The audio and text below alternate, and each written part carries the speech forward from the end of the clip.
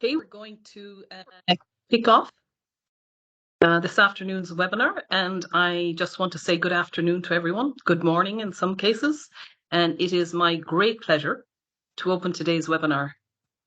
And I extend a very warm welcome to all of you who have joined us from so many different locations. I'm looking at Haiti, I'm looking at the US, I'm looking at different parts of Europe, Africa. So we really have a great audience of people joined for today's important webinar. My name is Siobhán Walsh, and I'm honoured to have taken up the role of chair of the Irish Consortium on Gender-Based Violence very recently. I'm also the CEO of GOAL.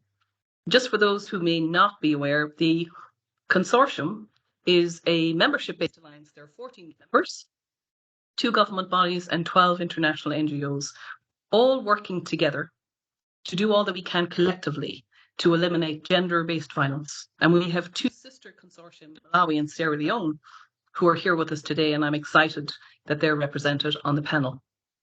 We are honoured that the patron of this Irish Consortium on Gender-Based Violence is An Tuachtarán Heron, President of Ireland, Michael D Higgins. He cannot be with us here today. However, he has sent a message to share with all of you. And so what we'll do before we start the event is we will have the President's letter read to all of you.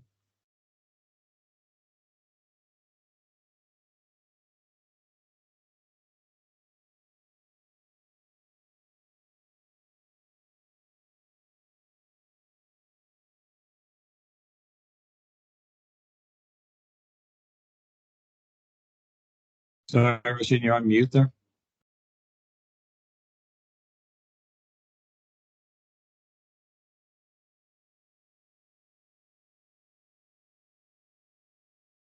Can't hear the speaker. Roisin, you're on mute.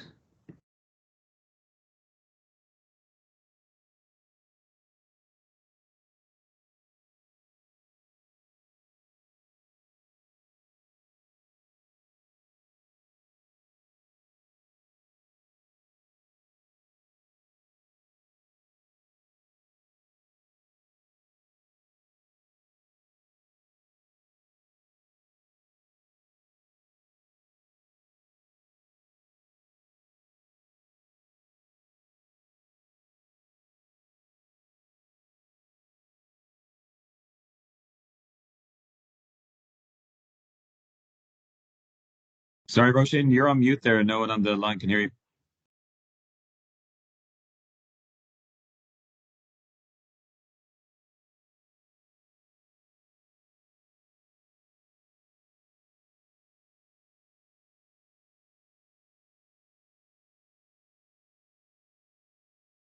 For many of these women, accessing help and support has become increasingly difficult due to war, oppression, displacement, ongoing conflicts, and political coups. This year, I had the privilege of speaking at the Dakar 2 Food Summit in Senegal. In Africa, while women represent half of the agricultural workforce, they own only 25% of the land and face insecurity on the very land on which they work. The failure in access to the security of ownership of land is deepening economic disparities, leaving women ever more susceptible to poverty, abuse, and violence. The UN Commission for Refugees has expressed its deep concern regarding the increase in sexual violence and abuse against women and children transiting Europe. The plight of displaced women is particularly distressing as they seek to navigate insecure routes at night, exposing themselves to heightened risks and forcing them to spend time in overcrowded reception areas, which lack separate spaces for single women and families with children. The international community has, by falling short in supporting women, consequently failed humanity. Throughout these 16 days of activism against gender-based violence, we are all asked to stand in solidarity with all women, girls, and vulnerable groups worldwide who have endured violence and abuse.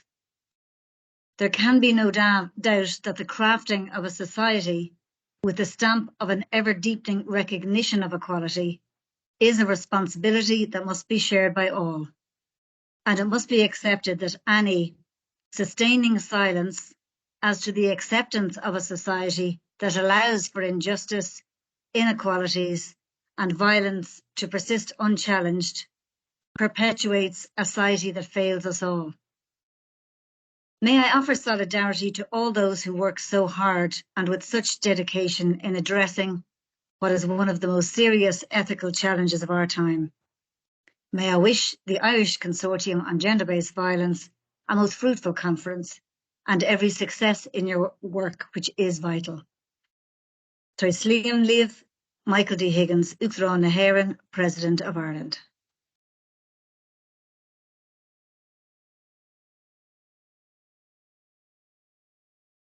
And I just want to say thanks to Roisin Gallagher for reading that really important message from our patron and President of Ireland. I know that I have seen some comments that there was difficulty in hearing. A full copy of that letter will also be shared on our website, but also we will make sure to share that with all of you that have registered for today's event, because it's a very powerful message and a powerful start to our webinar. Roisin, who read the letter, has actually just joined us as the new coordinator of the consortium. So she's going to be leading all of the work of the consortium members, and we're actually very lucky because Roisin is bringing over 20 years of humanitarian development experience, primarily on gender equality, social inclusion and GBV. But I also want to say a special word of thanks to Anya Hanna, being key to organising today's event and putting a lot of time and effort into the planning. So I just want to say thank you, Anya, for all of your work. The 16 Days of Activism campaign against gender-based violence, it is an important annual global campaign to call for an end to gender-based violence. And putting a spotlight on this global crisis is crucial now more than ever, because our world is not in a good place. All you have to do is take a quick scan around the globe. You pause for a moment on what is happening in the Middle East, or you consider Sudan, you consider Chad, you consider Colombia, Venezuela, to name but a few of the ones that are somewhat in the spotlight. And I could name many more because there are so many that are in the shadows. But the scale and the violence and abuse, it is absolutely shocking. It's horrendous. And that's why I am so grateful that over 200 people have registered for this event today, from a diverse range of countries, from networks, from organizations, from governments, and from UN agencies. And I just want to say thank you all, because your presence sends an important and a loud message that you care. And to the survivors of gender-based violence, they need to feel our solidarity and our support. So survivor-centered accountability, that's the theme of this year's event, and it's a really important topic. And today you're going to hear from our sister consortia in Sierra Leone and Malawi. You're going to hear from an African Women's Rights Coalition, and also an Irish perspective on accessing gender-based violence services. We're going to gain an invaluable insight into where progress is being made, what's working, what's not working, and you're going to hear different perspectives on placing survivors at the centre of regional frameworks, national policy, informal justice systems, and at the individual service provision level. And we're going to gain more insights, just for example, on how 20 years on from the adoption of the Maputo Protocol, which was titled Protocol to the African Charter on Human and People's Rights, on the Rights of Women in Africa, well, is it or is it not responding to the GBV survivors' needs? And we'll look forward to that perspective. And as Sierra legal framework on GBV, we're going to learn more about how the 2019 amendment to the Sexual Offences Act brought in the perspective of, as a side note, just a few weeks ago, November 18th, in commemoration of the UN World Day for the Prevention of and Healing from Sexual Exploitation, Abuse and Violence, the President and the First Lady, they held an event on the prevention of and healing from sexual exploitation abuse, and the First Ladies of Nigeria and Angola were also present. Again, that's an important statement and a demonstration of a commitment to making progress on this large crisis. We're also going to gain insights into the ongoing to strengthen informal justice systems for survivors. And then closer to home, here in Ireland, we will learn of the challenges faced on trying to include survivors' experiences in order to improve the services and the holistic care for gender-based survivors. So I'm delighted that Paisley Dodds has agreed to be our moderator for today's webinar. And many of you will know Paisley already because she's an award-winning journalist and an investigative editor for the New Humanitarian. It's almost 20 years on or more from the foundation, Paisley, which was then known as IRIN News. But the New Humanitarian has become an independent, non-profit news organisation. And what they do is they focus on holding the aid sector accountable. An important role. Special focus of Paisley's recent work has been on sexual exploitation at the hands of aid workers and UN peacekeepers. So Paisley, I want to say a huge thank you to you for agreeing to chair this important session today. And Paisley is very shortly going to introduce you to our panel. But I just lastly want to say how deeply grateful I am to our panelists for making the time to be here with us today at this important event. And most importantly, for being willing to share your learnings and your experiences with the international audience that we have here.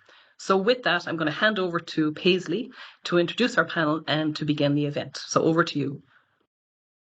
Thanks, Siobhán, and thank you all for joining us. And for audience members, thank you for tuning in.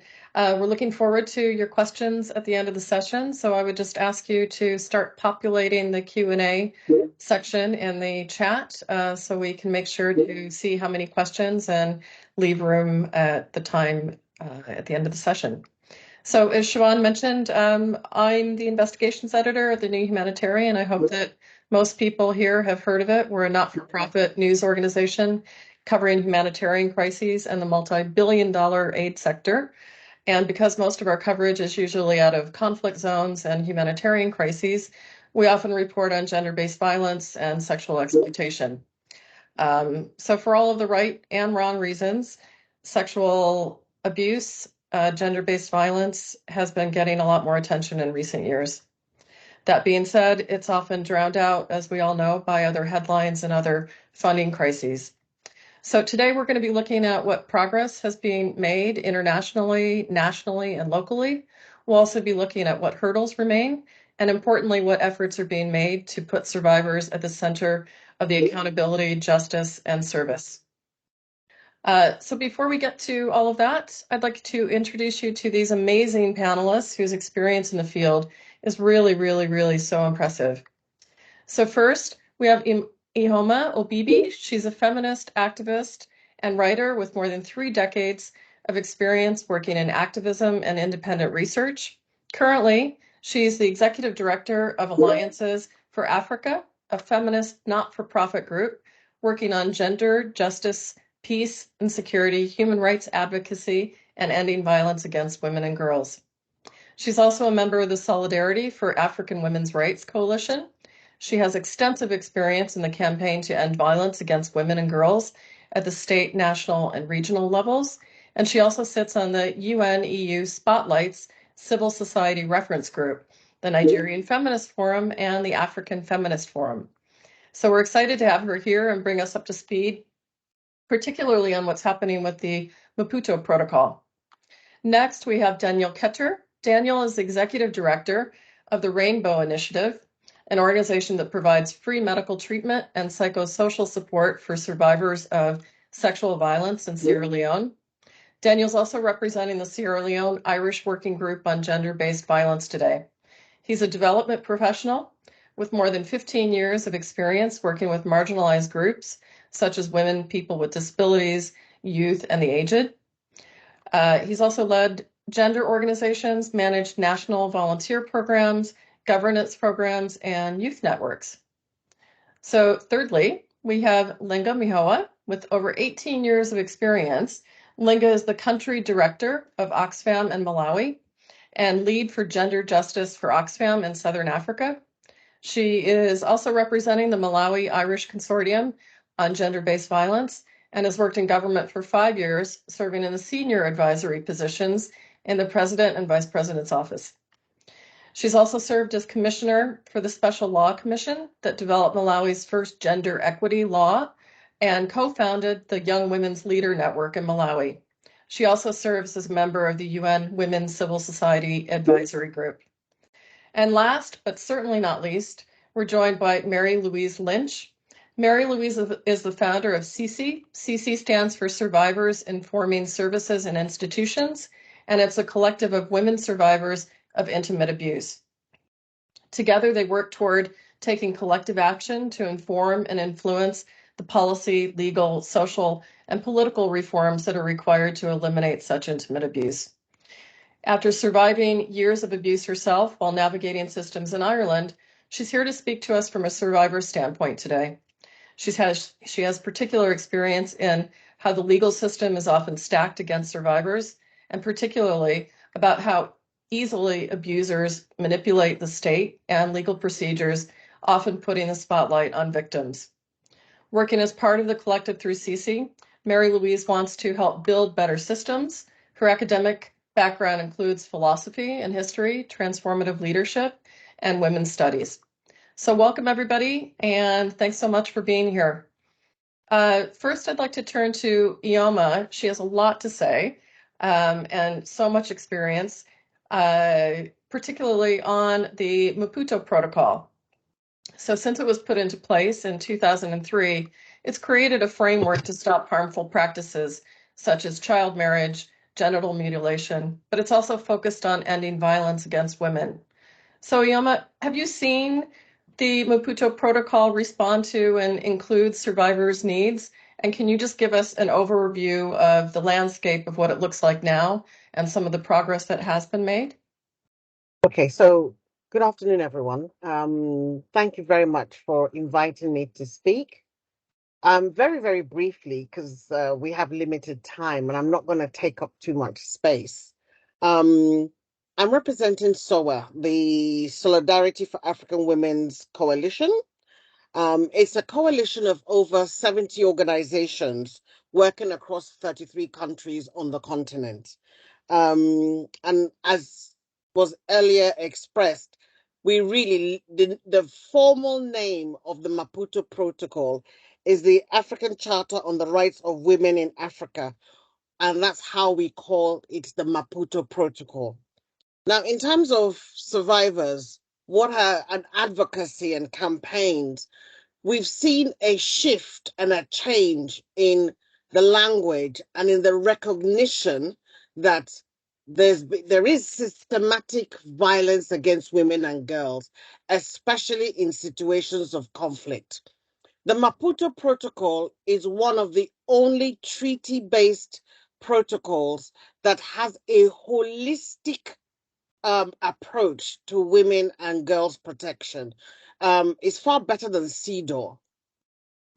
Because CEDAW, if you want to file a petition, you have to file a petition through the UN. Whereas with the protocol, and we have used it to go to court, you can use it at a regional level to protect violence against women. I give you an example.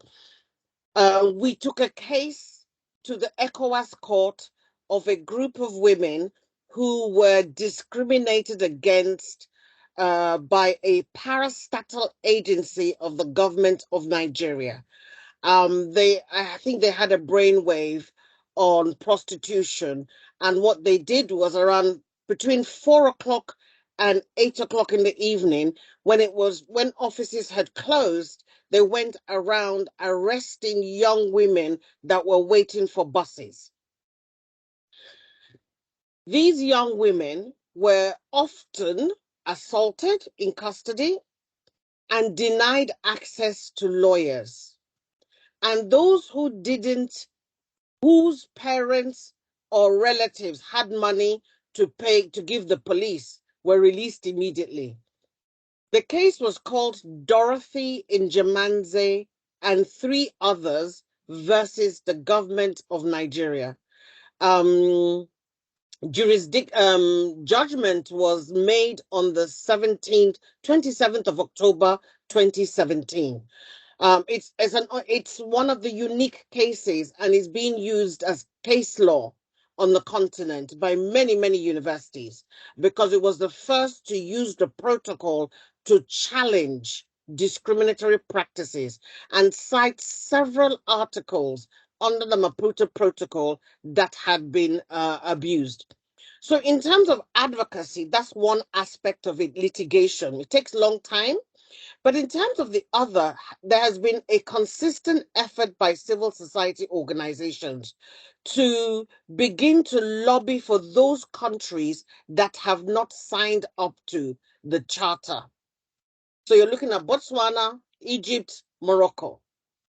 Then you have some countries that, in terms of providing, they've signed up to the charter, but they've had reservations on, for example, Article 14 related to access to reproductive services vis-a-vis abortion issues. So you have those kinds of reservations. Reservations around intimate relationships between the same sexes, those kinds of reservations. So the idea is that we begin to lobby to have those countries remove the reservations they have.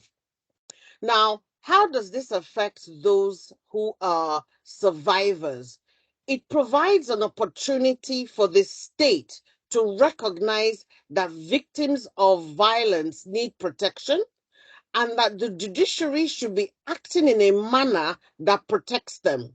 Now, that comes with other issues around challenges, and we can speak to that later on when others have had a time to respond as well. Thanks, Yama. And just if I may, a follow-up question to that. So if the Maputo protocols were not in place, how would that have impacted the ability to take that case to court? So the Maputo Protocol is the first treaty, that regional treaty, that allows you to bypass your state judicial system. You go straight to the court. So recognizing that our judiciary is slow, corrupt, has so many issues, and we filed, what we did was we filed, we're a non-profit. We had one lawyer at the time, but working with a law firm that was experienced in litigation, we approached it as you would approach a project. We interviewed all the victims on camera. We had it stored. We got rules of procedure of the court and made sure that we dotted our I's and crossed our T's.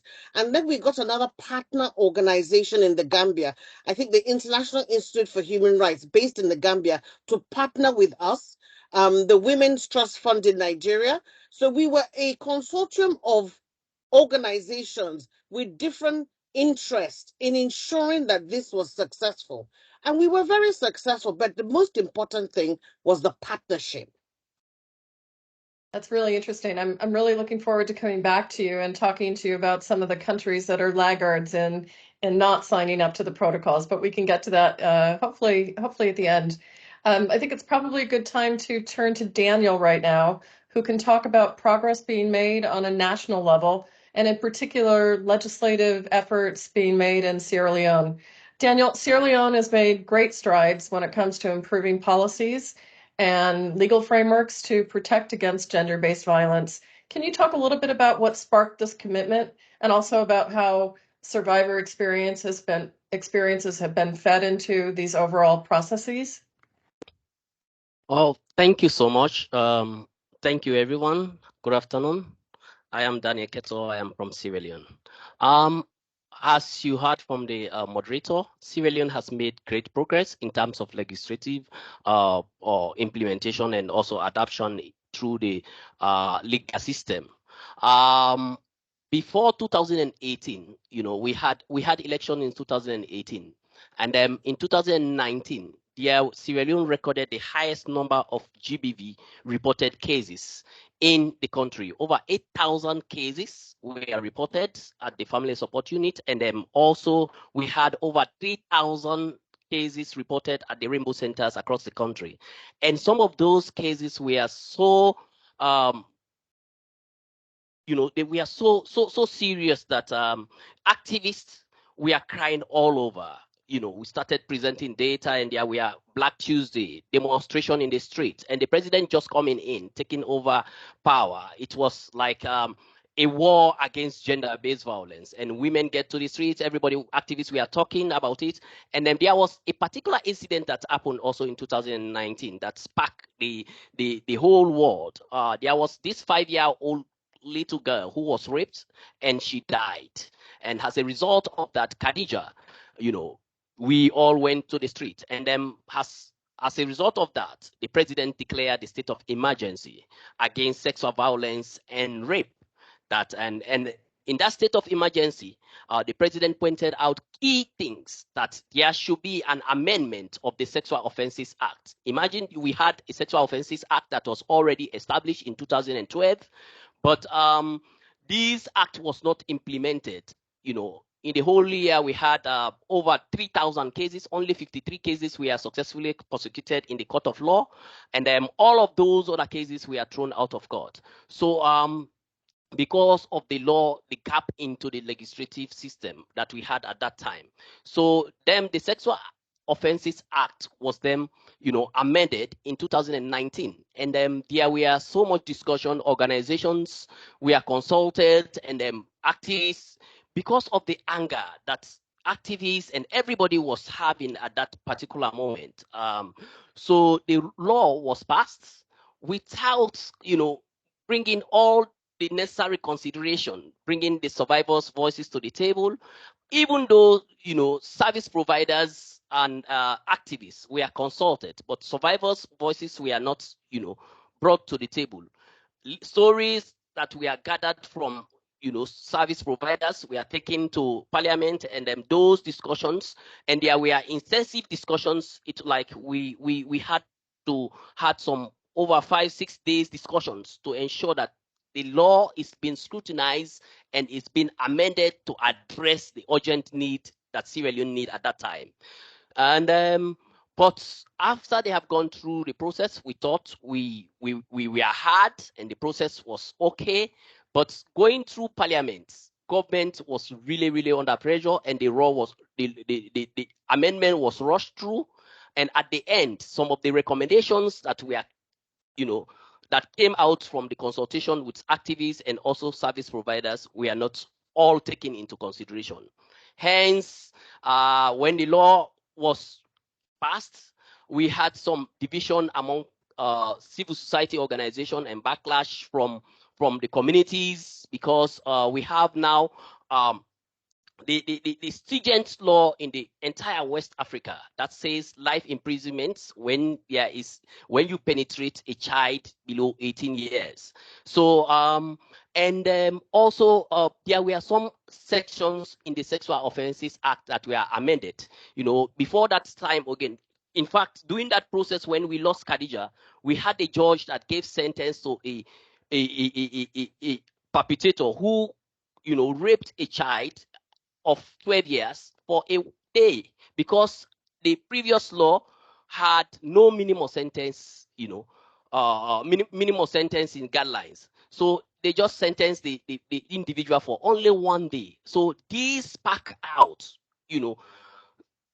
cries from activists and also trying to push for a change of law.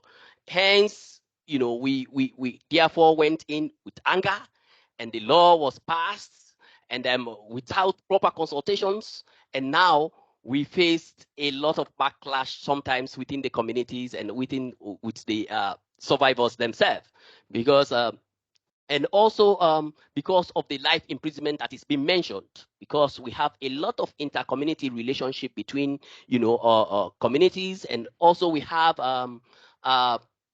we had compromise, and now the new law says when the chiefs and anybody should not compromise. When you are compromised any sexual offenses case, you are also liable to court. You are liable to face punishment up to 5 years to 10 years imprisonment. So hence, some of those cases start to go underreported again. So this is kind of challenges that we have within the process of the Sexual Offences Act. And if we had to do the whole entire process again, what we should do as a nation is we need to consult more survivors. We bring them to the table to ensure that their voices are heard, and them understanding the process of legislation. How will legal system ensure that they hold perpetrators to account? I think that will be very important to ensure that we hold perpetrators of those actions to account. And Daniel, just as a quick follow-up. So as I understand it, some of the backlash that you faced in Sierra Leone is mostly about a pushback on the statutory age of rape. Is that right?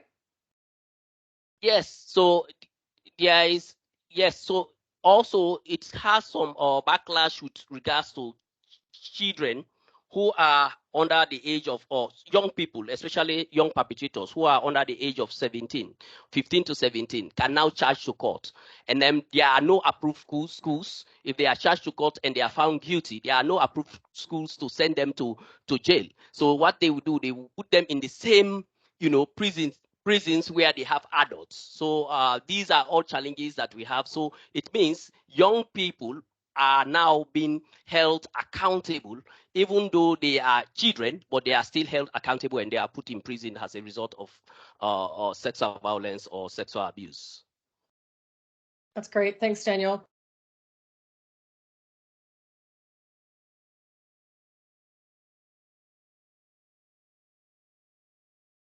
Paisley, you're on mute.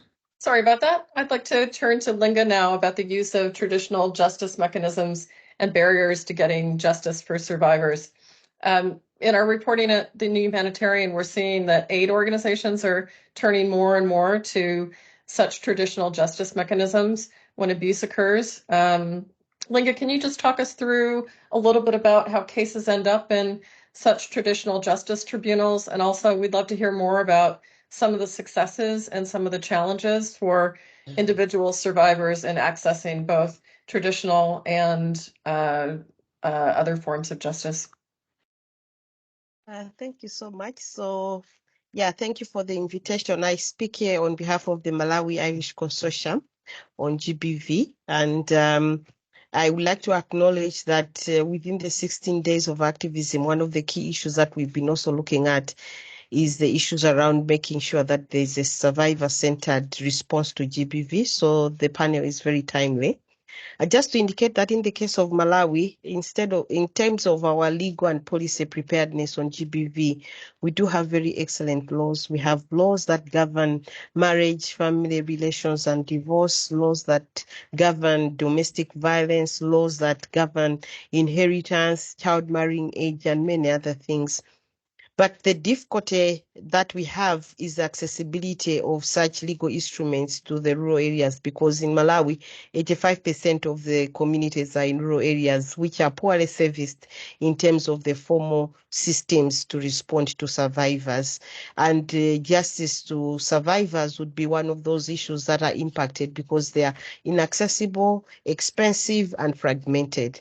So the traditional systems, the informal systems, do come up as a safeguard for most of the survivors and victims of violence, because typically in Malawi, we do have a system of traditional chiefs and at various hierarchies. And each of those chiefs, starting from the paramount chief, the traditional authority, senior chiefs, and the village chiefs, do have what they call the chief's court. And the chief's court can actually hear cases that are related to GBV. And I think one of the key issues that we have seen is that in the absence of the formal system being accessible to people in the rural community, the default frontline service provision is being done by the traditional systems. And we think that that has helped for people to be able to access some form of justice. There are gaps, of course, but we must acknowledge that as many chiefs as possible have been trained in understanding the law, because one of the critical things is making sure that the kind of crimes against survivors that need to go into the formal system need to go there, so that they do not have to have more jurisdiction beyond what the law gives them. So they can preside over the civil cases, but cases of criminal nature, obviously, they have to be reported to the formal system. And we have tried to localize these laws by translating them into local languages, getting the chiefs to be trained, and also getting them as champions. And I think we are making good headway in terms of making sure that whatever cases that they are actually presiding over is consistent with the law. The second issue, which is really a positive aspect, is where we're also seeing the chiefs trying to survey the situation of making sure that survivors can receive good responses by creating their own bylaws. And these bylaws have also supported ability for people to access some form of justice, even though informal, in their spaces, in the rural communities. And the chiefs are then able to also be able to melt out punishments that act as deterrents to would-be perpetrators. One of the key things that we have seen is, yes, the bylaws are there. Yes, chiefs have their courts and they're able to preside over the cases. But a critical challenge is really making sure that this is serving the interest of the survivor. And I'll give a particular example would be where the chief is presiding over a case. Obviously, there are limitations in which he can actually maintain the confidentiality of the survivor. And we think that that is a challenge in terms of just the integrity and the dignity of the survivor, because some of these cases are held in open space. And we think that in that case, then it might not necessarily be survivor-centered. The other cases is where you still have forms of patriarchy, where even if you do have a case that needs to go to be reported to the police, communities and the chiefs might actually opt for mediation and counseling, because that's the root of most of our traditions, is where you want people to talk over issues, and that might not necessarily serve the interest of the survivor, where the survivor would like to have the case reported to police and to have the perpetrator brought to book according to the law. But you see that communities or the informal system might opt for mediation, might opt for counseling when the survivor would like to have more of that. So those are some of the challenges that we are seeing. But above all, I think I want to speak to the last point that I want to make is the fusion between the formal and the informal. Because one of the models that we are experiencing, we are actually experimenting in Malawi, is a mobile courts, where we acknowledge that it is so expensive for people to go into the district urban setups or to go into the regional setups to be able to access, the formal courts. And this is where the Malawi is actually experimenting with mobile courts, where a magistrate that is sitting at a district council can actually go down to preside over a case right in the community area, so that people are able to have more cases expedited. Because we have seen that in the cases of GBV, it does not serve the survivor to have the case penned for a long time. It acts as a disincentive, and they later on withdraw those cases, or they are no longer interested because they feel that justice is just so expensive and it's so far-fetched. So the mobile courts have been one of the good practices that we have seen, where the magistrates would go to preside over the cases right in the communities. And that to us is a hybrid of fusion between the informal and the formal courts in terms of supporting the survivors. The one last thing that I want to speak to is how the country has also been able to modify the way in which we respond to gender-based violence, particularly sexual violence. So for a long time, the norm had been that if a child is defiled or if a woman is raped, the first point of call should be the police. They get a police report and then they go to the hospital. But the government has been able to review that, no, what we need to do is to ensure that the first thing, we are responding to the survivor's needs. So the first point of call should actually be the health services, where the survivor will go present a case, or the victim will go to present the case. They can get post-exposure prophylaxis for HIV. They can also get emergency appeal if it's a case of rape or defilement, and they think that they could actually fall pregnant. And we think that this is a way of making sure that our responses are survivor-centered rather than the other way around, where people had to go to the police, they stay there before they are cancelled, before they receive the first line of medical services. So those are some of the movements that we are seeing in terms of making sure that the essential services are responding to the survivor. And as I can conclude, it is a mixed bag. There are things that are working and there are things that we can do better on, and we are reflecting on what else we can do. Thank you. And Linda, if I may, would you mind just talking about one case where a survivor went through a traditional form of justice and the survivor was happy with the outcome? Yes, there are many cases where we do have people that are in the impact areas for the consortium members, where they go to the chief, because the chief is actually the point of call in terms of authority. And when the cases are reported there, we have seen cases where the chiefs would actually say, this is beyond my jurisdiction. I am going to work with the community victim support units, or I'm going to work with the child protection officers to now refer the case to the next level of justice. And people have actually been satisfied with the outcome, that it was not just about saying a case has happened, therefore we are going to mediate, but being able for them to offer the first line of support to the survivor, and also being able to indicate to the survivor what are the forms of options that are available for the survivor. And I think I must say that there's quite a lot of sensitization that has gone to allow the chiefs to be able to know what is within their remit and what they need to refer. And we do have cases where, say for instance, in our school education where a child has been deferred, they have gone to the chief, and the chief actually recognizes that the first people to contact is a community victim support unit, which has a former police officer that would come to make sure that the first thing is getting the perpetrator into custody, and then they also deal with the issues of getting the child to the hospital so that they can receive services at the one-stop center, they can receive counseling. These are some of the successes that we are seeing, that the informal system is working towards the interests of the survivor, in spite of some of the gaps and challenges that could be experienced at that level. That's really interesting, and the addition of the mobile courts is really exciting. I hope to see that in other countries besides Malawi. Lastly, but really importantly, I'd like to turn to Mary Louise, who is a survivor herself and established CC to support other survivors. One issue that we hear time and time again is how survivors' voices and experiences are left out of discussions, specifically on public health and legal services. So, Mary Louise, I know you're speaking about this from an Irish perspective, but could you talk a little bit about your experience and how far we've come and what some of the hurdles are remaining in trying to integrate survivors more into the process and services? Thank you. It's really lovely to be here today. CC, it's Survivors Informing Services and Institutions, it's a platform for women survivors to share their stories, so that we can, use the collective experience to inform and influence change. And doing that in itself has been quite a difficult task. We have so many barriers to survivors being heard directly.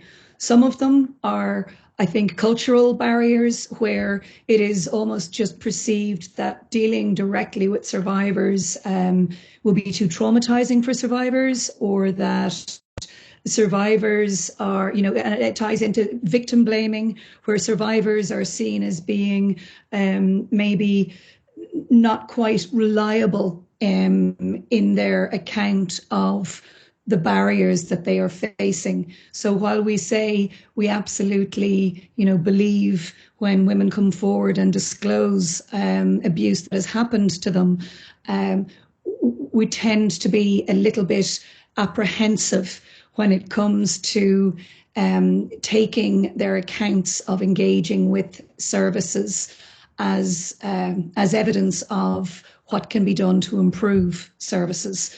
So what tends to happen is we have a lot of advocacy on behalf of survivors, and survivors end up presenting in silos. So you have survivors of, trafficking, survivors of prostitution, survivors of, sexual violence, and then where the majority of violence is perpetrated against women is in the home. And reporting that is still extremely problematic.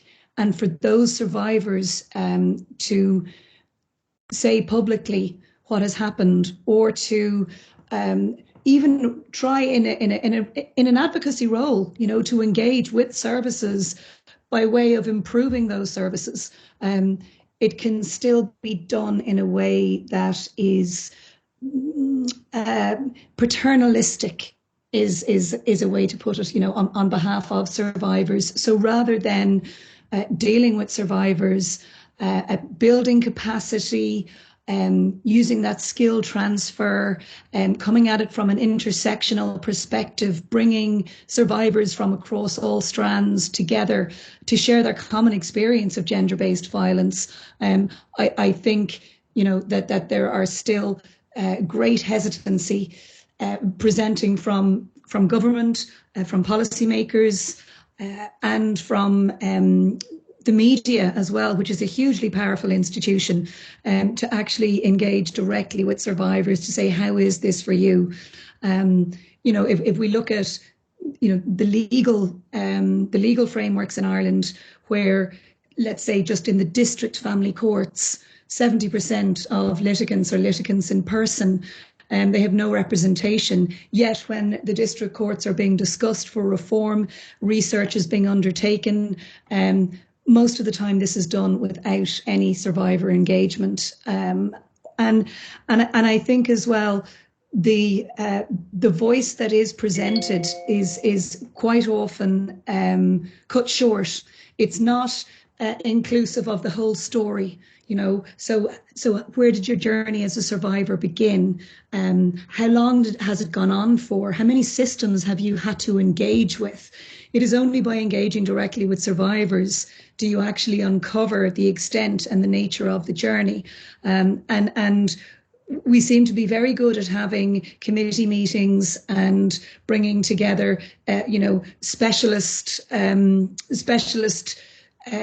focused studies on certain elements, but it fragments the solutions. And when those solutions are fragmented, it makes it very hard for them to be implemented in a positive way. I think right now Ireland is on the cusp of big change. We have our third strategy on domestic, sexual and gender-based violence, which is hugely ambitious. And it is built on the 4 pillars of the Istanbul Convention. It is in the wording of it, it is there to include survivor voice. We still don't yet know how to do that. Survivors can say, we're here, we're ready to engage. We have the supports, we have the capacity, we don't have the investment. And again, without resourcing survivors to fully engage, it's secondary victimization, really, because survivors are suffering long-term financial abuse regardless. And we know the nature of trauma as it builds layer upon layer. It makes it so much harder for survivors to move on from their experience and to have, meaningful quality of life. And to expect survivors to kind of, to take part, to be that lone voice, to be a small part of the solution, without fully resourcing survivors to do that professionally if needs be, to be the experts by experience in the room and to really genuinely value that. I'm still concerned that we have these state-of-the-art policies, we have, frameworks and strategies, but without bringing survivors along all the way, I think we're still going to lose people through the gaps, unfortunately. You said so many interesting things. I'm going to go back and refer to them as best practices for some of our reporting. Just a couple of things that you mentioned I'd like to follow up on. Really, really, really powerful in terms of encouraging people to talk to survivors about all of the different processes that they've gone through and how long the journey has been. That's something that we try to do a lot in our reporting. A lot of times, depending upon where we are reporting, we don't often get the chance and enough time. Another thing that we try to do that we don't do such a great job of all the time is really looking at survivors and what their lives were like before the abuse. So I guess I'm just wondering, from a journalist standpoint, and also from people who should be talking to survivors and spend more time with them and really hearing their stories, what can we do better in terms of listening to survivors more? I think something, and maybe I can be a little bit militant in my own personal view of this. It's from years of engaging in these systems. I think sometimes, there will be a very important case or a horrible tragedy will occur, and what is happening all across the board is in focus, and it gets lots of media attention. And I think one of the really problematic issues is the bravery that can dissipate, where the myth of the middle ground tends to be put forward. And I'm not saying that for anybody kind of here. It happens in general with media reporting on gender-based violence, where we all know men are victims too, but that is not the point. You can't report on male violence against women and incorporate the survivor experience and then say, in the other half of the article, we're going to put in, a man's voice as well, because what it does is it waters down the actual issue, and it makes equality an illusion. True equality is about equity, and that means sometimes putting our necks on the line and saying this is happening to women and children more than anyone else, and their voices are silenced more than anyone else's, and they are more negatively impacted by the gaps in our laws and by property law, property rights, financial abuse. So in order to create the change that we need to see, we have to be really brave and talk about men's violence against women and allow survivors to speak in whatever way it is. If it's anonymous, fine. And if they don't want to be anonymous, well, then we need to find a way to allow that to happen without fear of repercussions for them, maybe in family law proceedings, or that, to actually to try and stand on the side. And also, sorry, I don't mean to go on, the fear that journalists have of actually reporting these issues in a really clear and transparent way, and the fear being that they will be prosecuted themselves for identifying survivors. Such is the nature of the law in Ireland. Now, I know that isn't the same across the globe, but in Ireland it is very, very strict. Unless a victim has a criminal conviction against their perpetrator, they cannot speak freely in print media. And that is hugely problematic, because the stories do change hearts and minds. So I hope that answers. Thanks, Mary Louise. That's a lot to ponder professionally and personally, and I'm sure that lots of people on the panel will have more questions for you later. But if I could just turn back to Ioma, I know a lot of your work involves advocacy for the Maputo protocols. Just turning back to what you were saying originally, how many countries actually haven't signed the protocol? And you sort of touched on this, but I'm hoping that you can expand on it a little bit more. What are some of the specific reasons why they haven't? And going back to some of Mary Louise's points just now, what perspectives from survivors are actually being integrated into advocacy efforts and trying to get more countries to actually sign on? Okay, so it's a revolving door. So we have, at the moment, to the best of my knowledge, we have 3 countries that haven't ratified. Morocco, Egypt, and I think Botswana. However, you have other countries that have ratified with reservations. And some of these reservations around the articles, Article 14, that deals with the rights to health for women, including sexual and reproductive health, is quite, it tests the limit of traditional norms. I mean, and this includes the right to control fertility, decide whether to have children, the number of children and the spacing of children, and to choose a method of contraception. So and you have to recognize how patriarchy works. Patriarchy is about the control of women's bodies. So Articles 2, which mandates members to enact and implement laws and other measures that curb all forms of discrimination, especially harmful traditional practices that endanger health and general well-being. So advocacy efforts to end child marriage and female genital mutilation cutting are anchored on these specific provisions. And they're also controversial provisions because you still have some countries where there is a minimum age for marriage, and there's some that don't have any, where they need parental consent. So Articles 2 and 14 have meant that 43 African countries now have laws that put the minimum age of marriage at 18 years. In terms of survivors and in terms of advocacy, a lot of national organizations, especially with the funding from Spotlight, the EU Spotlight program, have really taken a leaf out of ensuring that survivors have access to not just to resources, but the ability to campaign on issues that affect survivors. For example, the provision of psychosocial support. And the provision on the role of the police. So sometimes psychosocial support, especially for minors, is not considered as important as it should be.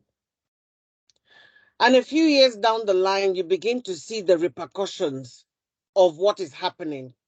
And the effect of the assault on the young adult that has not had the treatment or the psychosocial treatment. So a lot of survivor groups are part of the campaign to ensure that we're not just having laws passed and public policies on health made, but that we're having public policies and laws that take on board their concerns, and that all of us are advocating to ensure that it is survivor-centered. You also know that some of our parliaments are very male-dominated. In Nigeria, I think it's 2% of our parliamentarians are women. That in itself is problematic because it means that our gender equality, it was called the Gender Opportunity Bill, has not been passed. However, in Nigeria, we do have a Violence Against Persons Prohibition Bill Act. And because we're a federal country, each state has to domesticate it at a state level. Now, what that means is that because the Maputo Protocol has been ratified by Nigeria, but it hasn't been domesticated at a state level, we don't get the support we need. Do you understand? So the campaign in Nigeria for us, for survivors, is to get it domesticated and for it to work in hand with the Violence Against Persons Act, which has been passed by many states. Yeah, that makes perfect sense. And I think that I see some questions coming in that I hope that we can get to at the end of the session. And I think that a lot of people have a lot of questions for you, Ioma. But for right now, Daniel, I apologize for picking on you as the only one male panelist. But the elephant in the room, as everybody keeps talking about, is looking at how patriarchal systems contribute to the problem of gender-based violence. One of the things Ioma just touched on that we saw when we were reporting on the World Health Organization's sex abuse scandal in Congo was just how many men were in positions of power. I mean, in the Ebola response, for example, more than 50% of the response workers were in positions of power, which was something that we didn't quite understand and know when we started reporting on that story. So, Daniel, can you talk to us a little bit about what changes you're seeing specifically in Sierra Leone and specifically in how we could be making more progress with men in this regard? Thank you so much. And Sierra Leone has made a lot of progress in terms of first accepting openly that there is a problem. That is, there is an issue of sexual and gender-based violence, and which was led by His Excellency the President himself. He declared the state of emergency, and he started talking about it openly, and together with the First Lady, Hands Off Our Girls campaign, bringing in traditional leaders who were always traditionally against such things, talking about it because of cultural norms and other things. So men themselves, men allies started forming themselves together. And there were so many policies that have been developed since that pronouncement of state of emergency. I have spoken about the Sexual Offences Act that was amended in 2019. And in that Sexual Offences Act that was amended, there were some provisions that gave support to survivors, that put survivors at the center to access services.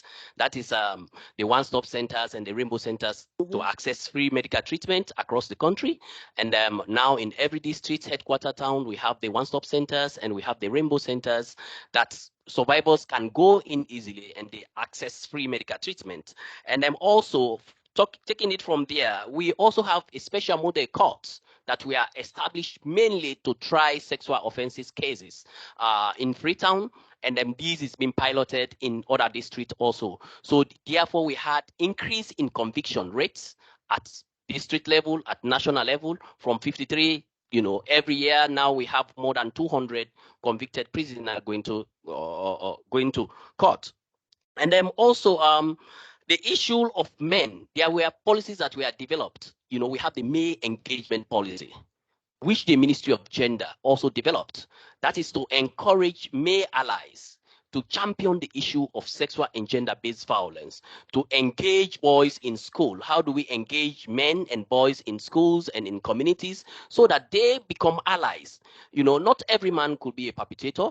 We have good examples of men who are doing wonderful work like I do with Rainbow. So we have other men also who are also supportive of and against this act, who are supportive of women and against the act of sexual violence. So we encourage such men in our communities, and at community, we use them as role models to convince other men to ensure that they take preventive measure to end sexual and gender-based violence at every level. At state level, we have, even in Sierra Leone, we have the Chief Justice, who has been very, very instrumental to redefine the rules, court rules, to ensure that survivors are no longer tried in the open. They are feeling confident. In fact, we have social workers in the special model court who give support to survivors to ensure that they feel comfortable and they testify. They don't go into the court hall just like that and start challenging with their perpetrators. And looking at the culture itself, as I said, it's a process. So shifting of culture cannot be done in the easy, just in the day. But the process itself, once it was openly accepted as a problem, and now solutions have been offered at community, at national, at district, and at national level. Because in the past, it's not an issue that we talk about openly. Rape, sexual violence, sanitary pad, we have the First Lady. The challenge, though, is understanding the laws itself, because the communities do not understand the laws as we pass them. The popularization of the laws at community level could be one of the challenge. But to the shifting of norms in terms of accepting that there is an issue of sexual violence, and traditional leaders are not allowed at this point by the law. They are not allowed even to jurisdicate under the new Sexual Offences Act on such cases. So straight away, survivors access police, FSU, that's the family support unit, and they are at liberty to go to the Rainbow Center or the one-stop center to access services. So I feel men are very critical and they are very important to end sexual and gender-based violence, because we consider them as champions. I always tell people that anybody can be a perpetrator at any time. So we need to act now, and we need to be knowledgeable to ensure that we prevent and we stop gender-based violence at every level. Thanks, Daniel, and apologies for picking on you as the male panelist. Similar question for you, Linga. What changes are you seeing in patriarchal systems in Malawi? And what ways are there making formal justice systems a little bit more accessible? And also, is the time now to have female chiefs in Malawi? Yeah. Thank you so much. We do have plenty of female chiefs, and I think perhaps one of the things that we are also seeing is the fact that the men, yes, as my colleague has put it, Daniel, they are mobilizing. So you do have traditional leaders that are really like the custodians of culture, but they are actually questioning and rejecting patriarchal norms. And I think for us, that is progressive. In my time growing up, you couldn't hear chiefs engage on issues of gender-based violence, questioning child marriages. They would accept that as the norm because it also gives them power, you know, to be able to hold certain things that are associated with their authority. But we are seeing that there is opening up of male chiefs that are able to be champions on these cases. But also, I think for me, the significant thing that the women's movement is pushing is that when men engage in this front, in this struggle, and as Daniel has put it, the Ministry of Gender have developed the male engagement strategy, even in Malawi. I think it was just launched 2 months ago. It has to be on the terms of women. It has to be centered. It has to position and posture and center women's rights at the center, because we don't want to have a situation where we are just creating additional privileges for men. Mm-hmm. So I'll give you an example where we talked about the male champions to fight against GBV, and you go in a typical community, when the communities are supposed to speak to the progress that they are making, then we are back into the default setting where this male champion wants to now speak on behalf of the women. Yeah. And I think we need to be able to be very, very careful around that. It is around centering women's rights whenever we are talking about male engagement. And I think that would be a distinguisher. So yes, there are shifts that are happening in terms of the patriarchal practices. We do have more men. And actually, I think we are seeing much more also around the younger men that are willing to question toxic masculinity. I think the younger generation is having to deal with other forms of gender-based violence like cyberbullying, you know, and we are actually seeing that there are more groups of young men that are able to speak to those issues. Just this morning, I was meeting the young feminist movement in Malawi, and they did have some allies that came in as men, but they were very clear that they are coming in as allies and not to occupy the space that young women should be in. The other issue, I think, is the whole issue around agency of women. And I think for us, that is very core in the consortia, that there has to be a way where women's voices are very present when we're talking about issues of gender-based violence, because we have to make sure that we are fronting women, the women are fronted, the women, organic women's movements are at the front of this. And I think it is important for us to recognize that the women's voice, the resistance against CBV is one of the critical issues that we need to facilitate. That's a way of smashing patriarchy, when you have, you know, women's agency and collective, the power of the collective. And I think that is important. And the consortium here is working around mobilizing, supporting, and enabling the voices of women, amplifying the voices into such spaces. So those are some of the things, but I want to just finish up by indicating that most of the work that we need to do to make a dent on patriarchy, to smash patriarchy, they can't be done by short-term projects. because patriarchy is very pervasive. And I think we really need to be looking at questioning the funding modalities towards women's rights work, towards work that is, focused on GBV. It can be done in a 2-year project or 3-year project. And I think we do have an opportunity, we do have the obligation to begin to question some of the funding modalities towards women's rights work, because we are dealing with pervasive systems. We are dealing with structural problems. And I think we need to be able to look at flexible funding that can allow women's groups to be able to mobilize, deal with issues of centering the survivor at the point of response.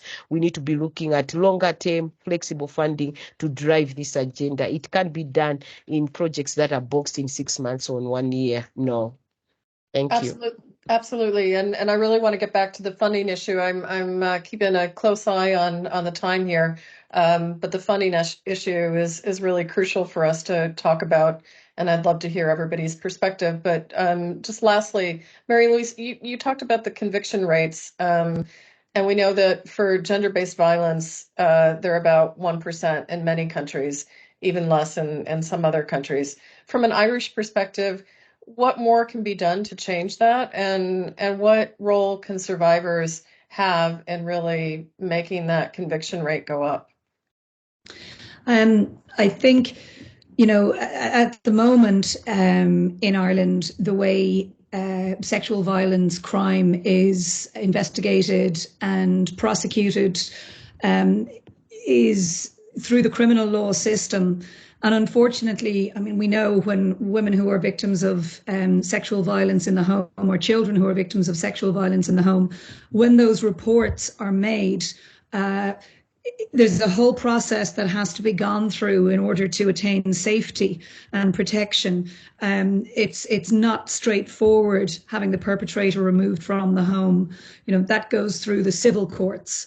But the statement for prosecution goes, through a criminal process.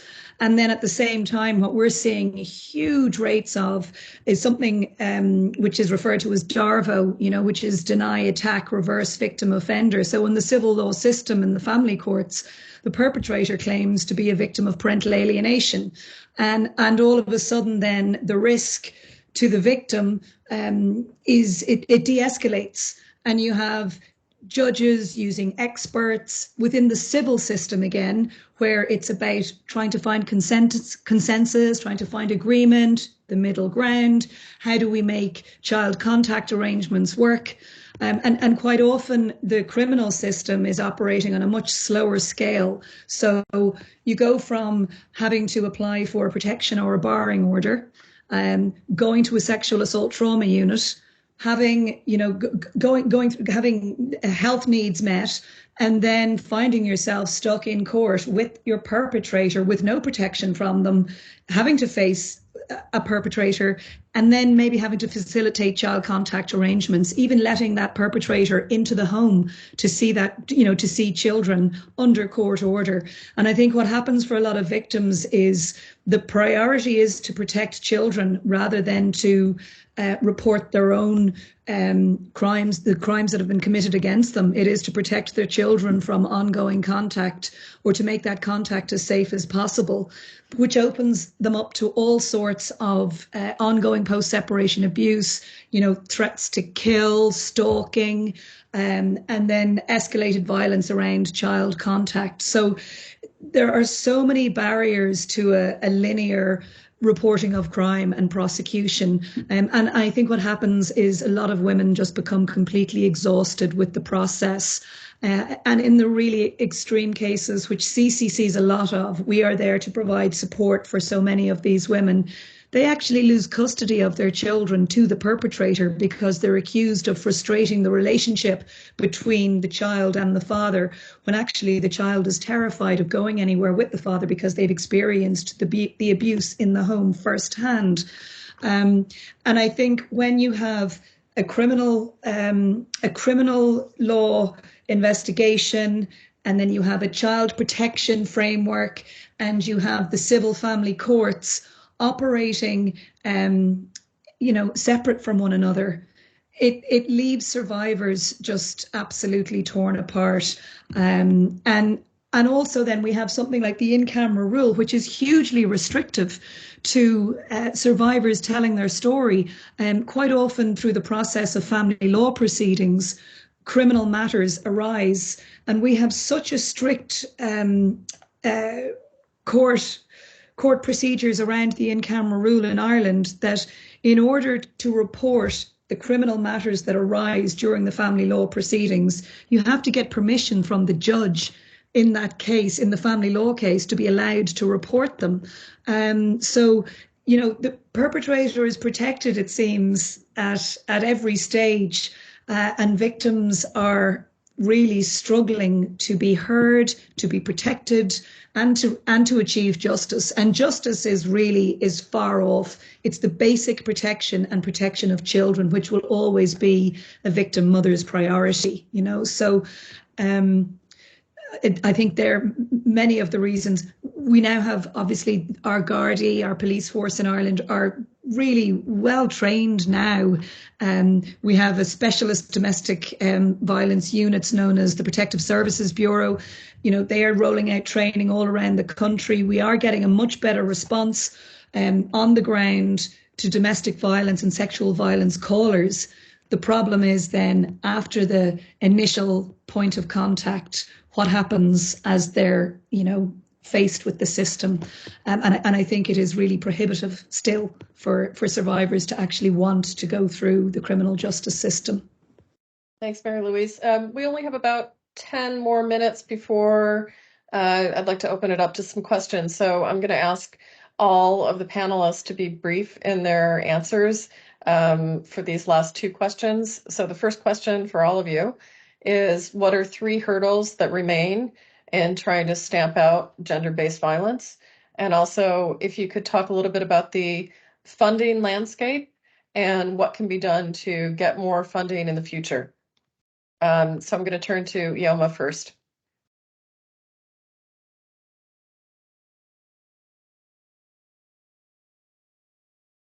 Ioma, you're muted. Ioma? Sorry, I had muted myself accidentally.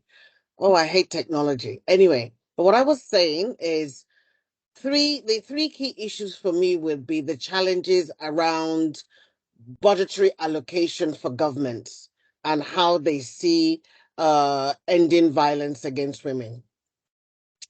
2, the social norms advocacy, behavioral change advocacy campaign has to take on board a lot more, because behavioral change, which is tied to cultural norms and religious favor, has been known to exacerbate the situation. So we really need to have campaigns that really deal with social norms. And that ties into the funding landscape. Because as the sister from Malawi says, when a donor tells you 6 months, oh, I've got this pot of money and in 6 months, you're not going to get a behavioral change in 6 months. You might get behavioral change in 5 years. If you do a baseline, then you can track your changes and perceptions of opinions from there and do an end-line evaluation. But prior to that, it's very difficult to get the kind of change you want if there's no funding. And if the funding is not flexible, I mean, as an organization that is in the middle of, you know, we're in Nigeria and the Southeast, I can tell you horror stories. The funder that funded our work for the ECOWAS court abandoned us halfway because they felt it was too long. Even though they were a very friendly funder, after 2 years, they were like, you know what, I can't be dealing with this.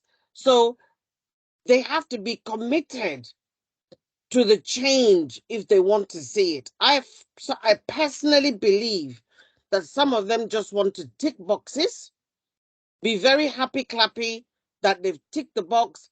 They've got some village somewhere in Africa and somewhere in Asia. And, oh, yes, you know, one person was not beaten today, rather than a wider systematic societal normal change, behavioral change that can see fundamental results on ending violence against women.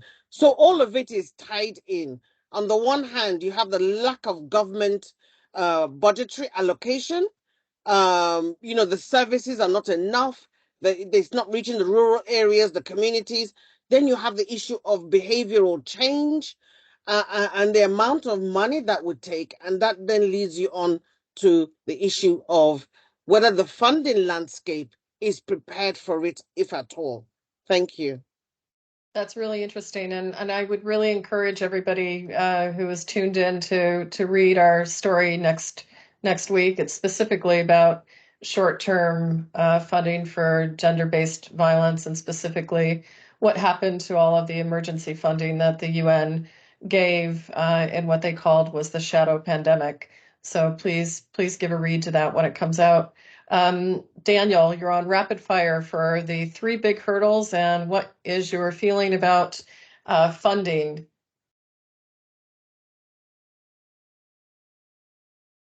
Daniel, I think that you're also on mute.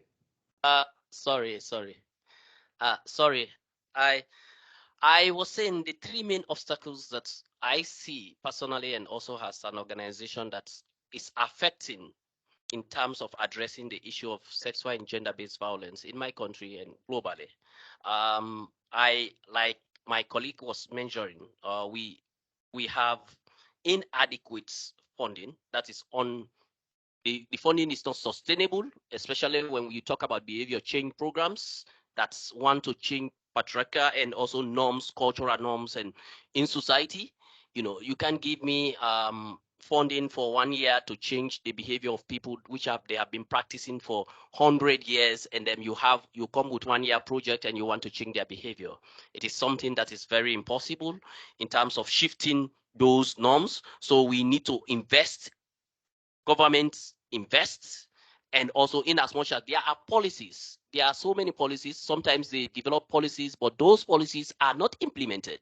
This is what we face in our country, because sometimes we have wherein the law says that all services for GBV sexual violence survivors should be access free, but when they go to some government hospitals, those services are not free, and in fact, some of them are not even available. So it becomes a challenge for survivors. And then we also think which also relate to funding, logistical support on the response aspects, you know, because we see in terms of investigating and ensuring that services are provided for survivors using survivor center approach, we need to also provide logistics. But in some rural areas wherein these cases are so rampant, the logistical support for service providers in terms of, like my Sierra Leone, we lack forensic lab. The country does not have even forensic lab. How will you be able to prosecute a case and prove it in the court of law when there is no forensic lab? And the police do not have much logistical support in terms of mobility to arrest or perpetrators and also support the victims to access services. So these are all challenges that funding could address. And we also talk about the misunderstanding about the laws. When we talk about gender, always there's a myth going around that will say, oh, gender is women issue, or gender is, or they want to give women more power, they want to protect more women and leaving the boys. So the boys sometimes become, agitated, and then they becomes like they said, okay, they consider us always as perpetrators, so we are not being involved into those programs. So therefore we need to develop programs that also target boys at earlier age, because in our cultural behavior, when we give back to boys and also women or girls, we teach them different things based on their gender roles, and those norms, as you start to teach them that boys are superior in their homes, we give them, wherein you teach the boy, oh, you go and study, girl, you go and wash the plates. You give them the superiority. That's masculinity. If you don't change the mindsets of, catching them young, why they are young there, and we change their mindsets, bringing the boys in school, and so that they become, like my colleague was saying, positive masculinity, how would they be able to influence their colleagues, and they become role model as their peers? They become protective rather than perpetrators. We will always have issue of gender-based violence in our community, because sometimes even the service providers or activists, we become either how will I put it? We become either even promoters of violence, because even in our homes, the way we teach our children, the way we teach our own boys and girls, we create a kind of difference. So we start in the home, we talk about it outside, but when we go into the home, we implement different things. So Daniel, I'm gonna have to turn to Linga now, so we can have some time for questions and get every panelist to talk. So Linga, can you give us your rapid fire responses in terms of what you think some of the biggest hurdles are, and whether you're optimistic about funding? Yeah, so I already lamented the issue of funding. I think there's much more that we need to do. There's not much funding that's coming through the gender sector, particularly the sector of GBV, are not flexible enough and not long-term for it to make a dent on what we are looking for. The other challenge, I think, is to do with poor accountability on the part of duty bearers. So the state, most of the countries, the states have been able to sign all these beautiful laws, international conventions, but they are not really being accountable in terms of delivering what they signed up to, the Maputo Protocol, the CETO, and everything else that goes in between. So I think there's very poor accountability on the part of the duty bearers towards the GBV, and particularly also towards the survivors and the victims of GBV. And I think that is linked to the other challenge. I think for me, the other hurdle that I see is the issue of the declining women's movement, particularly for Southern Africa. So when you have a less engaged citizenry, it just means that the state can get away with murder because there's no one that's holding them to account.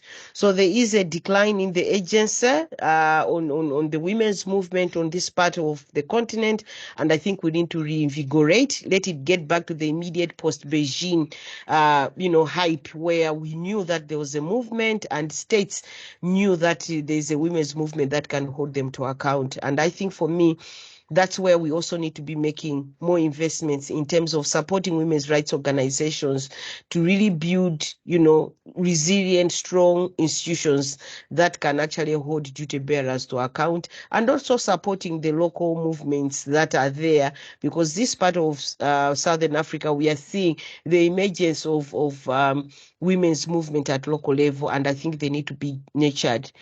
We need to pay attention to the shocks that are happening, particularly in the region, in terms of the economic depression, the humanitarian fragility. I think all those are leading to more increased vulnerability of women to GBV. And I think it is important for us to take a systems thinking, not just isolate GBV in isolation, but look at the context that's also fueling GBV and deal with those emerging shocks. Thank you. Absolutely, Linga. Mary Louise, you're up.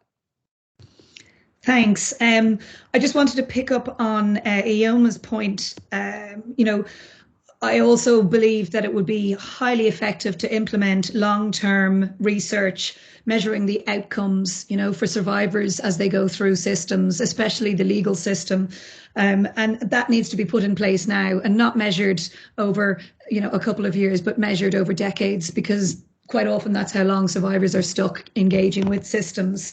And by bringing everything together as well, in the one legal house, let's say, where survivors of gender-based violence can access justice, can access divorce, can access, protection around children. I think, we need to have, and maybe I'm dreaming, but we need to have one space where this can happen, because sending survivors here, there and everywhere is abuse. And we need to stop that practice. And any plans plans to reform the family law system, the family, they will all continue to perpetuate the same abuse if there isn't radical transformation. And I think a willingness to be able to disrupt the current status quo is essential to change the financial incentive currently in place that protects perpetrators and continues the isolation of survivors and victims. It really does have to become financially viable for professionals to work to reduce gender-based violence. And that means investing in professionals and organisations, including survivor-led organisations, to create better outcomes. We have far more money invested in Ireland now in eliminating gender-based violence, but most of it is going into services that are already in place. Services that have been starved for far too long of necessary funding, but survivors are still left without meaningful resources. There's no compensation in place for victims of gender-based violence. There's no compensation for victims of systems in Ireland, really.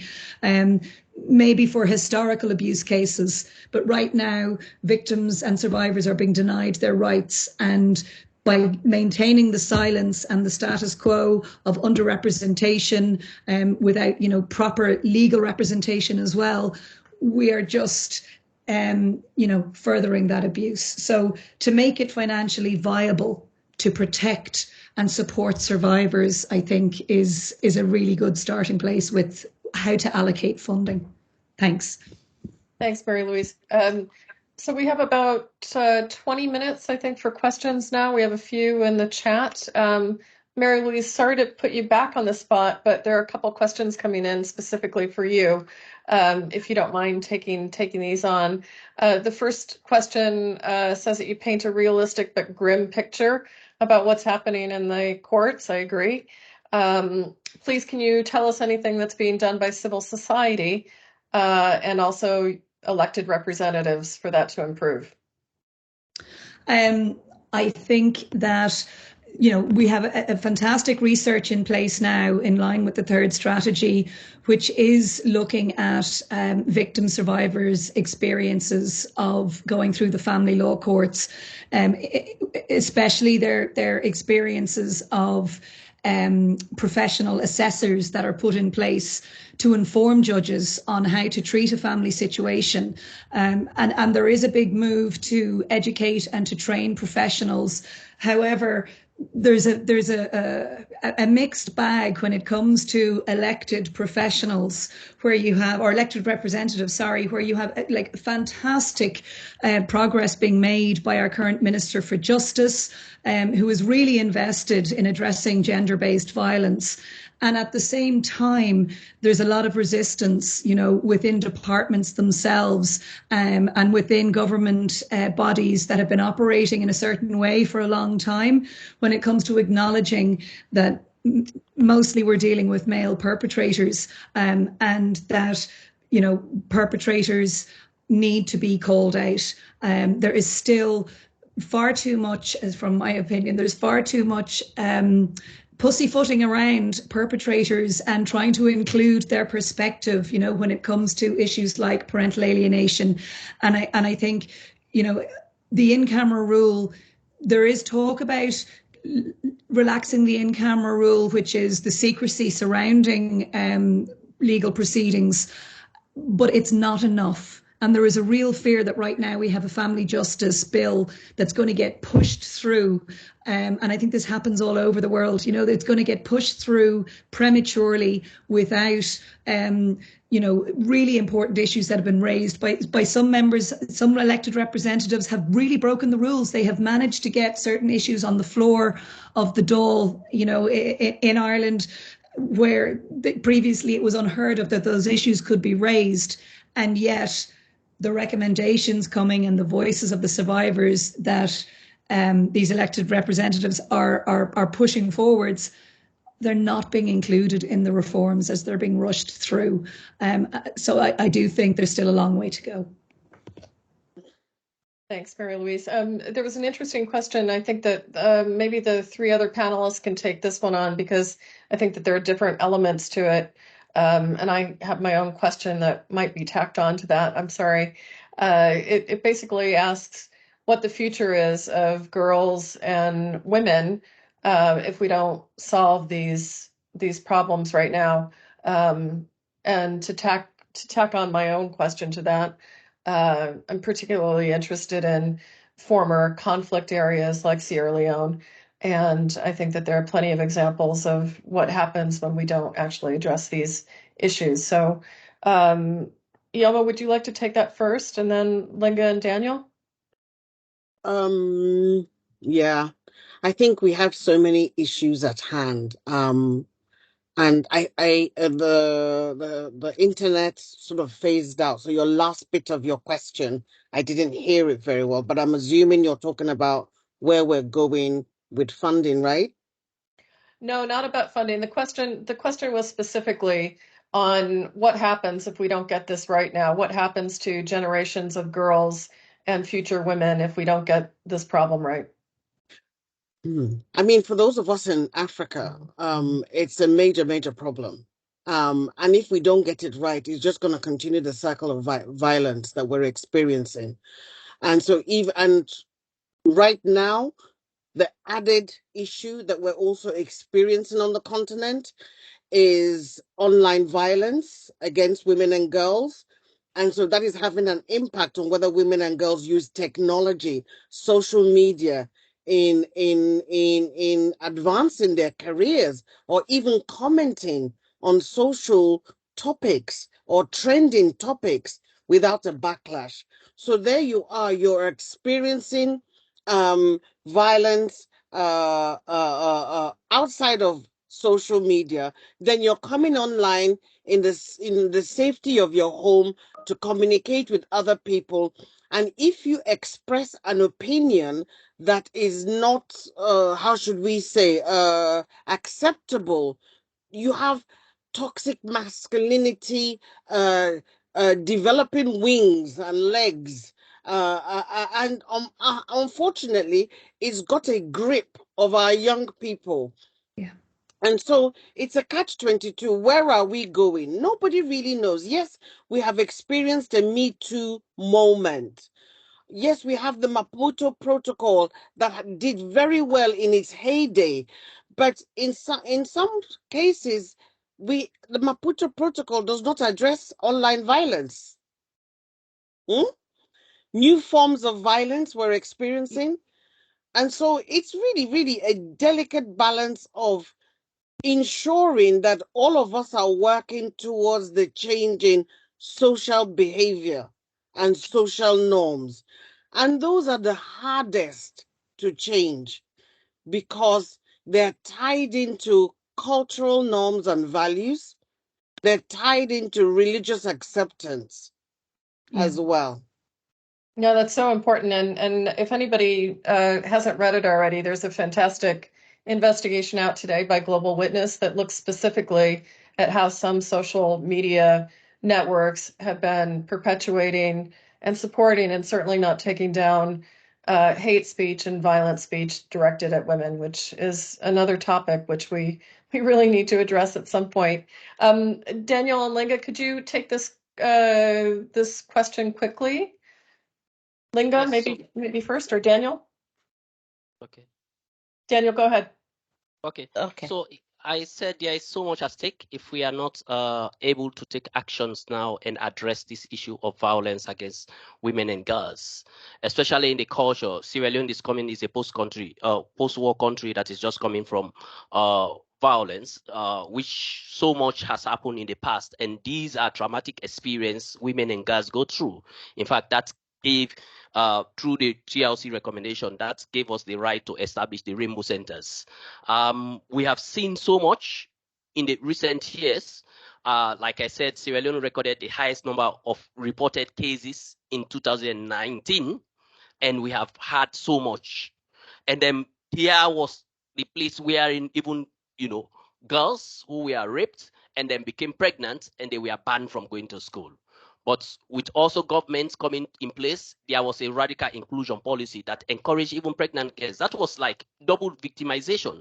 These are already survivors who have been pregnant, and now they are not allowed. They are driven out of school because they do not have access to services, and they are also driven out of school, sometimes even in their homes. We can see culturally, we interact with survivors on a daily basis. We have seen wherein women and girls are driven in their houses or rented houses, apartments, because they reported cases of violence, of sexual violence to the police, because or the landlord is a tenant and the son of the landlord abused the tenant, and then when reported, they are given eviction and they are driven out. So this is a kind of issues that we are faced with, cultural issues, religious aspects, and all of things. And then we had cases of imam coming to say, I don't want my daughter to be pregnant, when the daughter is already raped, and I will kill her, and drove the daughter and also the mother from the house, as if they were the cause of them being abused. So these are cases, these are issues that we need to come together, coordinated effort, be it donor, government, communities, everybody, for us to address these critical cultural issues and also violence against women and girls. Because it is very serious. If we don't address them ourselves, we will be, it's a circle. Because when a child gives back to a child, and then that child will not be able to take care of that child, and that child become violence, and that child can become a potential perpetrator to other children in the future. So this is what we keep telling people, that we have to address this, because it can be to anyone. We need to come together as people, as a community, as a nation, to invest in it, to ensure that we take actions at home, at community level, at every stage, to prevent violence from occurring. Thank you. Linda, what about you? Are you optimistic for the future of girls and young women? Well, the struggle continues, and I think we really need to remobilize, and I think that's why I talk to the power of the collective and the agency, because we have to seriously look at the state accountability on this issue. I mean, when you look at gender-based violence, there are many studies that have been done in terms of its negative impacts on the economy at household level, at community level, and at national level. And look, we cannot afford to still be looking at ways in which it's rampant. I think there has to be a stop. So I think for me, let's look at accountabilities at the multiple levels, at community level, at the meso level, in terms of the service providers at district level, and particularly the duty bearers at national level, at state level. I think we need to really look at the structural forms in which people have deprioritized issues of programming around women's rights, and gender-based violence. And I think we really need to make sure that we can get back to more funding the intersection, because GBV has many other things that intersects with. And I think we really need to be calling for a more robust response around many issues that are related to the context of GBV.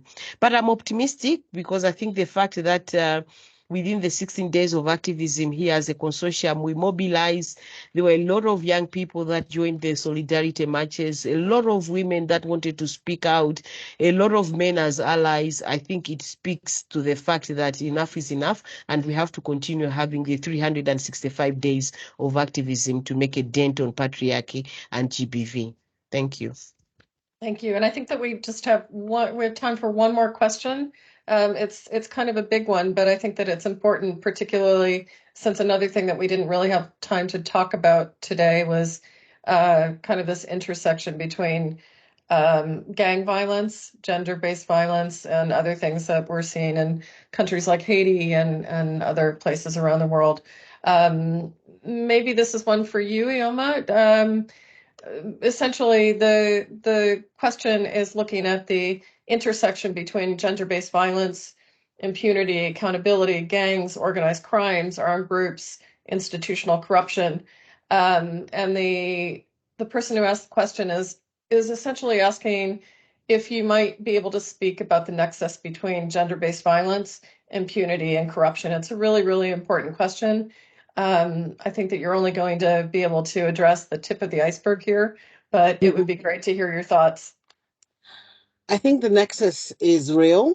I think it has an impact on our Ministry of Health, because if the money allocated is not going to the ministry is unable to provide adequate health provision of services, including psychosocial support, including PEP, including all the other things that go with receiving good health care, which in turn affects victims of violence, from sexual-based violence to domestic violence to other types of violence, gang violence. And the issue around impunity is everywhere. Power corrupts. I mean, with the Me Too, we've seen what's happened with R. Kelly in the States. We've seen here in Europe what has happened to a number of MPs that have been caught with their pants down. The only difference is that in these societies, there's a system in place to catch erring individuals, and the accountability matrix is quite high. In other parts of the world where we are still deciding whether people should be accountable or not, that's where impunity is reigning live and well. So there is a nexus between the three. There's a nexus. The intersectionality and nexus is there, and it's on a graph. So the corruption matrix is there, but with corruption, it has an effect on the provision of health, Ministry of Health. It has a Ministry of Justice, and access to resources, prosecution. So you have the corruption here, but it also has an effect, almost like an octopus. I don't know how best to describe it, because with the corruption and impunity, it has a massive public policy effect on everything, because you're really unable to provide services to the community because the money has gone into someone's pockets. Absolutely. That's so important. Well, listen, everyone, I really wish that we had more time to take all of the questions, because there were a lot of great questions that came into the chat. We just didn't have time for them all. I'd really, really like to thank all of our panelists for taking the time. You've certainly given me lots of thought in terms of the stories that we're going to be doing and how better to incorporate survivors into our coverage. Lots of really, really good food for thought, and also looking at broader issues that would certainly inform our reporting, but also hopefully lead to some better changes. So for my part, I'd really like to thank all of you. Thank you for putting in the time. And thank you to all the audience members that have tuned in and asked us really good questions. Thank you. Thank you. Thank you. Thank you. So I'll just try and sum up now the key points from people. Sorry, I'm just trying to sum up now the key points from people. Thank you so much, Paisley, for bringing us on such a journey. You navigated the path so well, and there was such rich content from all the speakers. It was a humbling experience.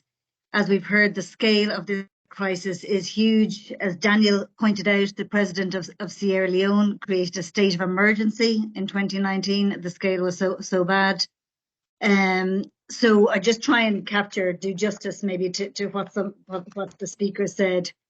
We started off with Ihoma speaking about the Maputo Protocol, how it was better than CEDAW. You don't have to file through the UN system. It can be taken at a regional level, and it allows you to bypass the state systems. And there was good examples of a case taken in Nigeria with Gambia partnering, and the partnership both benefited as well as the outcome of the case. We heard then from Daniel after horrific cases and the amount of violence against women that increased in 2019 in Sierra Leone. Initially, the president declaring a state of emergency and then speaking openly about it. And we heard that time and again. We have to speak about these topics, bringing out into the open. Change legislation. There, they did take part in changing the legislation over many days and were heard, and eventually conviction rates have come down as a result. We heard from Linga in Maputo that the chiefs created bylaws, and that way they did support survivors to access some form of justice, and punishment was meted out to perpetrators, though confidentiality was a challenge and mediation wouldn't always take survivor-centred approaches. We heard then from Mary Louise speaking about the real struggles in Ireland in getting survivors heard and the lengthy journey and process along the way, and the conflict between the different court systems, civil and criminal, and how navigation through all of them was re-traumatizing, but also a financial cost, and opened up survivors to abuse again and again. She asked us to build the support financially, survivors and organisations supporting survivors. They have they wish to speak out, they wish to engage, let's listen to them. Another example from the Maputo Protocol, 43 African countries have reached the minimum age for marriage to 18, which is a great achievement. In terms of, we did hear the caution, it takes time. More than 5 years is needed for behaviour change, not less than that. When we have men as change agents, they are to be allies, not to take the space of women speaking, but to support the women and let women speak out. And in terms of steps forward, we need to reinvigorate the women's movement, particularly in Southern Africa. That needs investment to hold duty bearers to account. Don't take GBV in isolation, but in the wider context. And in Ireland, let's have one legal system to access divorce, child protection, prosecution, and again, the compensation of victims in terms of their what they went through and the abuse through the systems. So I'll finish there. Alinga said we need 365 days of activism, not 16 days a year. So please, I would encourage you to keep going in your great struggles. You've really rich debate. And to finalise, Michael D Higgins, repeat the President of Ireland's comment, we need to continue to ask ourselves how we can play our role. So thank you all so much.